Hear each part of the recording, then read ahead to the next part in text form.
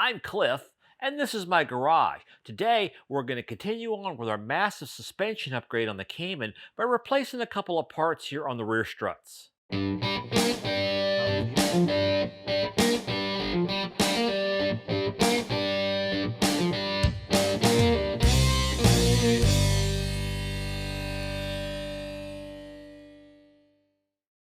Hey, welcome back to the garage. And if this is your first time joining me, thanks for dropping by. Now, as you can see, I've already removed and disassembled the rear strut from the Cayman. If you need to know how to do that, I'll give you a link up in that corner to my video on removing and disassembling the rear strut on a Cayman. So let's start taking this thing apart. First, we have the shock mount on top, and just kind of wiggle that. And if you have PASM, you're going to have this PASM wire here, so feed that through.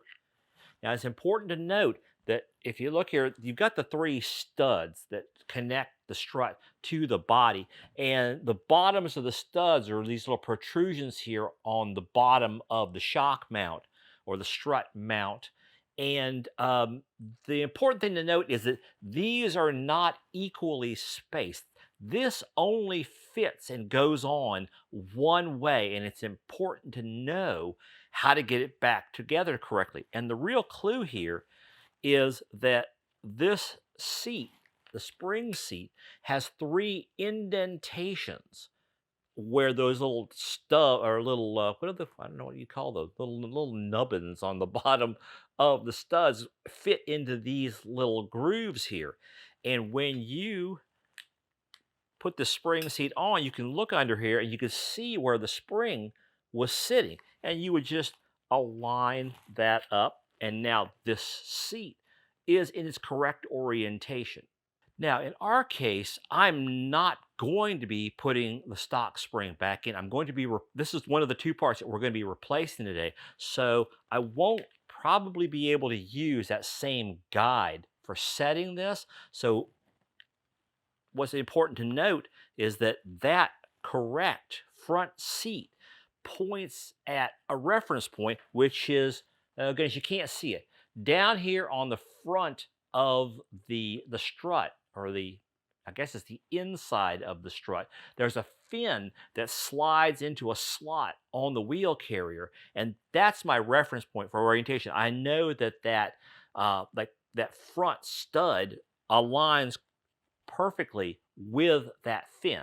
So to keep my orientation straight, I'm just going to clean off that part of the spring seat there, and I'm going to take one of these little paint markers, and I'm just going to put a mark on there so that I remember that that's the one that faces towards that fin. So let's take the spring seat off.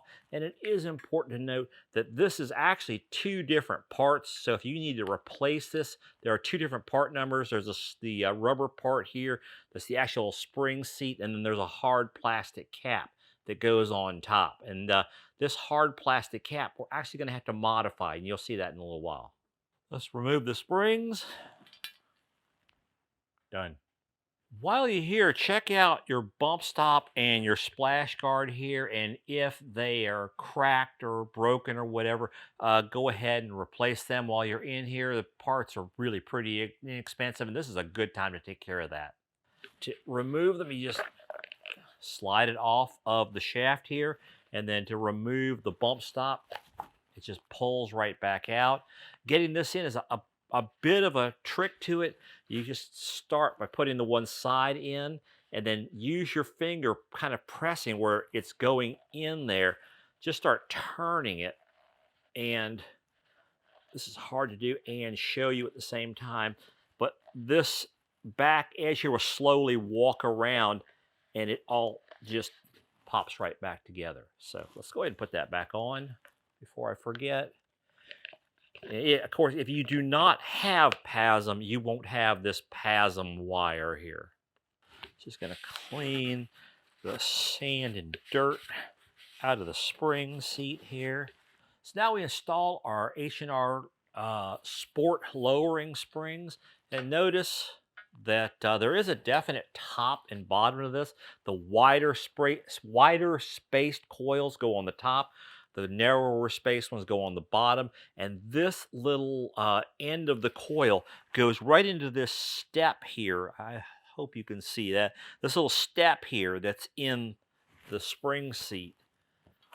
Just put it in place and then rotate this around so that end is up against that little step.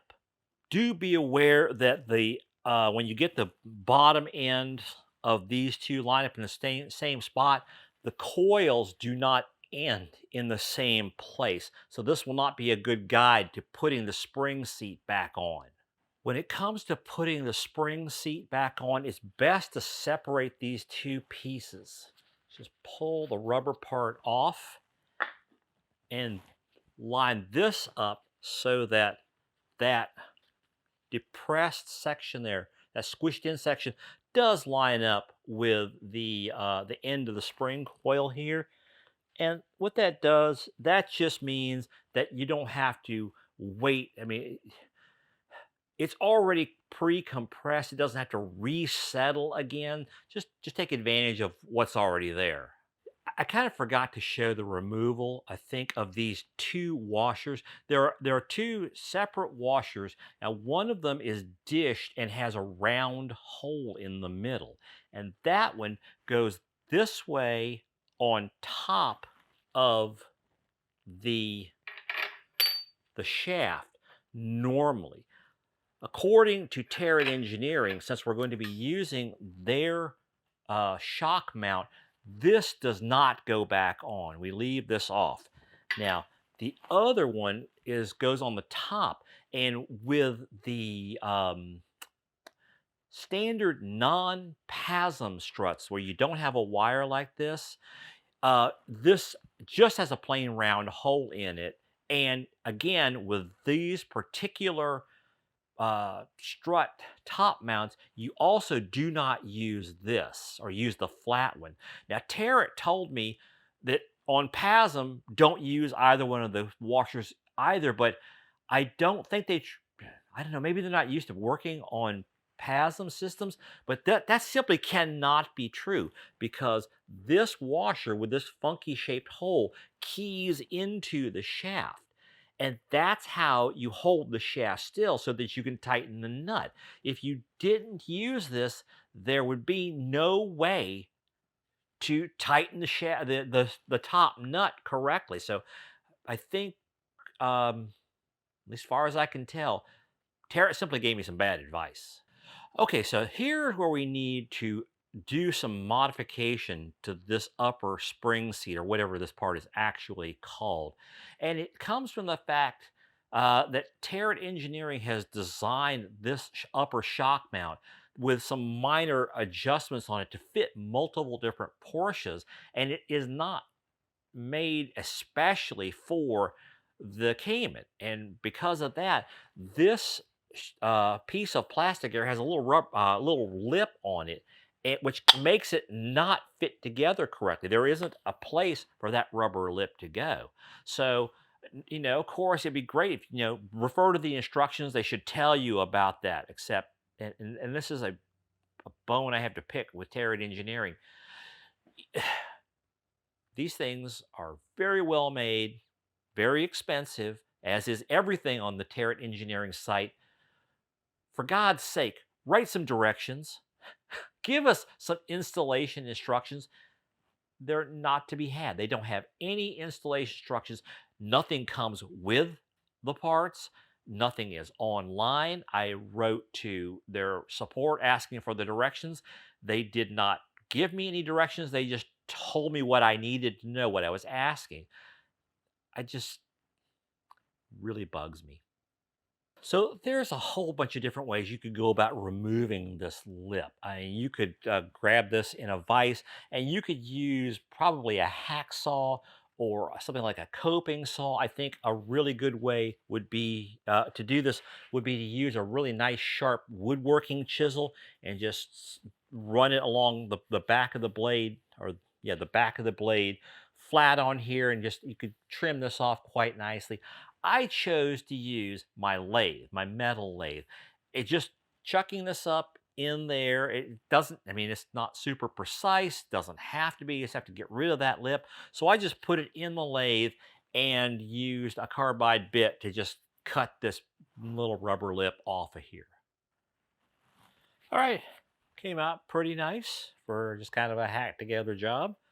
So now put the spring seat back on, and remember we've got that little mark there of which one needs to be facing towards that fin. So double check, hold our position on the spring and the rubber seat. Just looking over here, we get this lined up and push it into place. I've installed my spring compressors here, and you try as much as possible to get them 180 degrees apart and trying to grab as much as you can. In this case, always try to get at least 2 coils worth. So I'm grabbing a 1 coil, skipping a coil, grabbing the next one. I was able to get 3 here because they're pretty close together down here. And in the back here, I've only got a span of 2, but it's still enough to compress the spring to give us plenty of room to assemble this up top. So let's go ahead and tighten this down.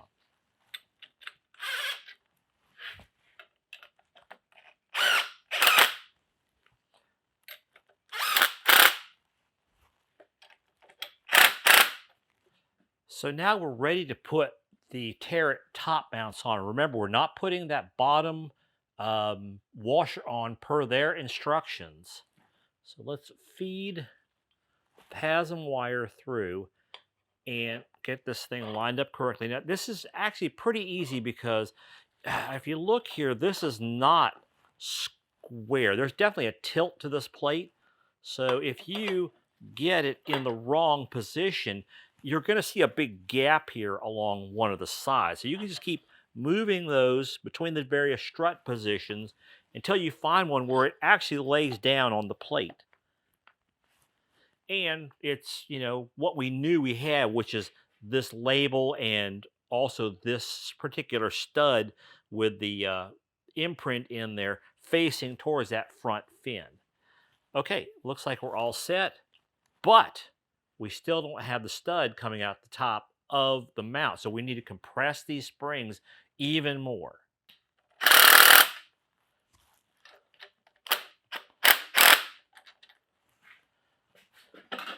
Okay, so it's all kind of come loose again. Let's not worry about that right now. Contrary to Tarett Engineering's instructions, we're going to put the top washer back on because I don't see how you can possibly not put this washer back on. And the top of the strut, the threaded portion, has a slotted part where that little nub fits into. And then we put the top nut on here. And now that we've got it on there, let's back off the spring compressors, slowly adjusting and making sure that we have all the various bits and pieces lined up.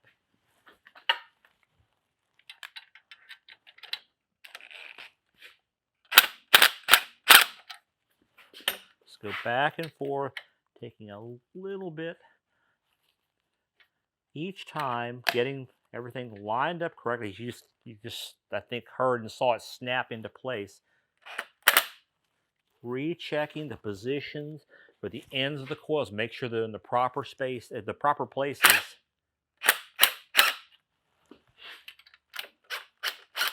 Okay, now we have spring pressure, and we can retorque this nut to 57 foot-pounds? Let me go check. Not 57, 59. This may be a silly thing, but in my car, these top mounts are going to be visible. I've removed the plastic covering areas like the engine cover and stuff like that, just to lighten the weight for a track car. And so these are going to be showing, and they look kind of nice. So I wanted to protect them. So I don't want to take and ding them up by a wrench slipping or something. So I took and wrapped them with a couple of layers of gaffer's tape. Gaffer's tape is like a heavy fabric duct tape, but it doesn't leave any residue when it comes off. Pretty cool stuff. I'll give you a link to the stuff I use down in the video description below. I cover this in my video on removing the strut out of the cane, but it bears going over again here. The question comes up, how do you torque this nut? And you can't use a socket like you normally would with a torque wrench because that wire is in the way. And again, this is only for PASM. If you've got, well, actually, if you've got the non-PASM struts, you're going to have a socket there that you need to put a bit into to hold the shaft from turning. So you have essentially the same problem. You can't use a socket because it's going to cover, you can't use a socket on the socket wrench because it's going to cover up that Torx socket, if that makes sense. So that's out. Another alternative might be using an oxygen sensor wrench like I did on the front studs. The problem is that these nuts on the rear studs are smaller, and so an oxygen sensor socket is too small. Now, some people do take a regular socket and use like a die grinder. They just sacrifice a socket and cut a slot in the correctly sized socket. I don't want to do that. I'll show you a better way. So I don't really know about better because this is a little trickier to do, but this is called a crow's foot. It's like an open end wrench with a socket opening so that it can hook onto a regular torque wrench. And you know, you if you put it up here, this is incorrect because this has changed the length, the rotation point of the wrench, or rather the length of the rotation. So this won't work. You have to keep a crow's foot at 90 degrees to the wrench, and this keeps gives you an accurate reading. Now the initial tightening, we're just going to do it with a regular end wrench because like I was saying, the torque wrench with the crow's foot's a little clumsy. And in terms of how you hold this, you can go spend I don't know how much money on a special tool that Porsche makes to hold this. As I've shown before in my other videos, a regular pipe wrench, a good sized one, albeit, but a regular pipe wrench is a nice multi-purpose tool that does this job and, of course, many others. I've just had a philosophical thing about single-use tools. We're going to grab onto this and use this to tighten this down pretty good. And then we're going to finish it off using the torque wrench. Again, let's make sure that this is at 90 degrees.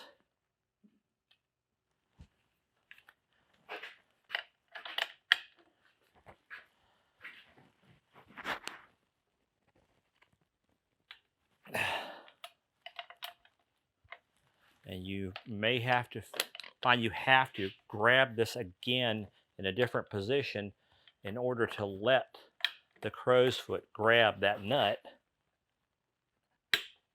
There we go. Perfectly torqued. No expensive Porsche specific tools were used in the production of this video. I've removed the spring compressors and the gaffer tape. Our last step is this little clip. And again, this is for PASM specific, or specifically for cars with PASM. There's this little plastic clip here that hooks around the top of the old top mount. Just pull that off and snap it back on to the top of the new strut, or the upgraded strut. And this is another reason I think that Tarett Engineering is completely wrong about this top nut, because there's no place for this clip to go if you don't use that top nut. And this is the one that it has a little clip on here that the PASM wire hooks into eventually. And there we go. It's looking sharp, ready to be reinstalled when we reach that point in the upgrade. Now, before you go, please go down there, smash that thumbs up button, give me a like on the video, let YouTube know that you enjoyed this content, found it valuable. It's very, very helpful to me in terms of growing the channel and doing more content like this. And while you're down there, check out that subscribe button. If it's big and red and shiny and delicious looking, that means that you are not a subscriber. Either you've never subscribed or you were subscribed and mysteriously got unsubscribed. So again, go click on that big red subscribe button if it's red and become one of my subscribers. Again, it's very valuable to me to grow the channel. I'd be very appreciative of that. And finally, if you want to be notified whenever I do new stuff, you want to keep up with all the upgrades I've been doing on the Cayman, some other things that are coming along in the garage, like hopefully very soon, a new mini split AC system, go click on that bell icon. That turns on notification for this channel, turns on notifications for this channel, and that way YouTube will let you know every time that I post something new from here in Cliff's Garage. I'll see you next time.